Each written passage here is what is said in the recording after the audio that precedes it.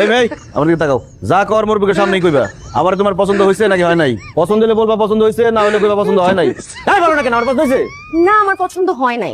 কি রে তোর কত বড় সাহস, তুই আমার সামনে আমার কইতাছস আমার পছন্দ হয় নাই? তুই চিনোস আমি কে? আমি কি করতে পারি তুই জানোস? তোর সাত কপালের ভাগ্য যে আমি তোরে দেখতে আইছি।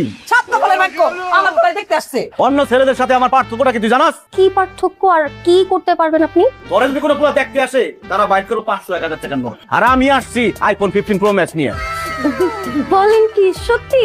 আপনি আমাকে দেখতে আসেন সেজন্য আমাকে আইফোন 15 প্রো ম্যাক্স দিবেন? পছন্দ হইছে? অন তো প্যাকেটই বাইট করলাম না, পছন্দ হলো কেমনে? না না না আপনাকে পছন্দ হইছে। ও টাকার গন্ধ শুনে পছন্দ হয়ে গেছে, আর প্যাকেটটা যদি বাইর করি তাহলে তো কবল করে ফেলাবি। এই দেখ ওরো প্যাকেটটা কই রাখলাম। আরে এই মা দেখো তো তোমার ভেন্ডি ব্যাগ আছে নাকি? আমার ব্যাগে হ্যাঁ? না, আমার এখানে তো খালি এই যে আমার দুটোই। তারপরে গাড়িতে রেখে এসেছি। জি ভাই গাড়িতে রেখে এসেছেন বলে বলে। আচ্ছা ভাই আজিজ, এত উতল হওয়ার দরকার নাই। তুমি যেহেতু বলছো আমার ননদকে আইফোন প্রো ম্যাক্স দিবা, নিশ্চয় দিবা। না দিয়ে তোর যাবা না। না আস্তে ধীরে সুস্থে খোঁজো।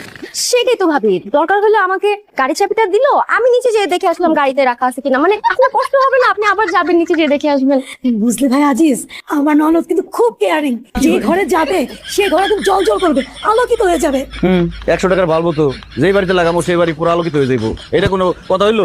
মেইন কথা হইলো আমার তার পছন্দ হয়েছে কিনা। ভাই তোমার পছন্দ হয়েছে আমার ননদকে? সে কিন্তু সব দিক এক্সপার্ট। এই ভাবিরা খালি একটা সময় ননদের প্রশংসা করে। কোন সময়? এই যে বিয়ার সময়, বিয়া করতে পারলেই তো বাঁচছে, তাই না? আমার কিন্তু ননদ আছিল না। তো বেঁচে গেছিল। আচ্ছা ভাবির কথা বাদ দেন, আপনি বলেন আমাকে কি আপনার পছন্দ হয় নাই? যদি পছন্দ না হয় তাহলে এই এতক্ষণ যাবো এতগুলো কথা কেন বললেন? মা এই সিরিয়া তো কথা কইতেছে কেন? হ্যাঁ নতুন মেয়ে দেখতে আসছি, ঘুমটা দিয়া মাটির নিচে চায় কথা কইবো, সে এরকম পকপক করতেছে কেন? কথা তো ঠিকই কইছো। আরে নতুন বউ ঘুমটা দিয়ে আমাকে দিকে তাকাই থাকবো, নাহলে সময় মাসে কি কইবো বললা পরে। কারণ কি প্রেম টেম করা হয়?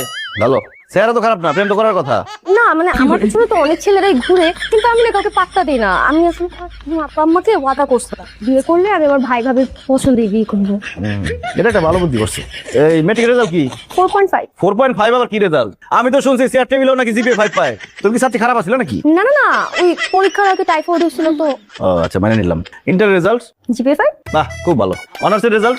অনার্সে তো ভর্তি হই নাই, ইন্টারের মাত্র রেজাল্ট দিল। প্রিপারেশন নিচ্ছি ঢাকা ইউনিভার্সিটির জন্য। মানিক তার মানে কি তুমি ইন্টার পাস? এই সামান্য ইন্টার পাস মেয়ের আমি বিয়ে করুম? এ তো অমূর্খ, এই মেয়ের আমি বিয়ে করতে পারবো না। কি মেয়ে দেখছো তুমি? আরে ইন্টার পাস তো অনেক বড় পাস, তুই তো 5 পাসও না। আমি 5 পাসও না, এই জন্যই তো আমার আরো বড় পাস হলো মেয়ে লাগবো। কবি কি বলেছেন? কবি বলেছেন তোমরা আমাকে একটা শিক্ষিত মা দাও, আমি তোমাকে শিক্ষিত জাতি উপহার দিব। তুই তো কথাটা খারাপ কয় নাই। যাই হোক এই মেয়ের বিয়ে করতে যাবো না, আমার বড় পাস হলো মেয়ে লাগবো। এই বিয়ে ক্যান্সেল। এই বিয়ে ক্যান্সেল, এই বিয়ে করতে যাবো না। অশিক্ষিত মেয়ের আমি বিয়ে করবো না। আচ্ছা ভাই আজিজ এই কথা বলো না ভাই। আমি এই বছরের মধ্যে আমার ননদকে অনার্স পাস দেবো, তারপর তোমার হাতে তুলে দেবো ভাই। ধর যা খুশি তাই কর, দরকার নেই আমার। অশিক্ষিত মেয়ের আমি বিয়ে করবো না। আচ্ছা ভাই আজিজ এই কথা বলো না ভাই। আমি এই বছরের মধ্যে আমার ননদকে অনার্স পাস দেবো, তারপর তোমার হাতে তুলে দেবো ভাই। ধর যা খুশি তাই কর, দরকার নেই আমার।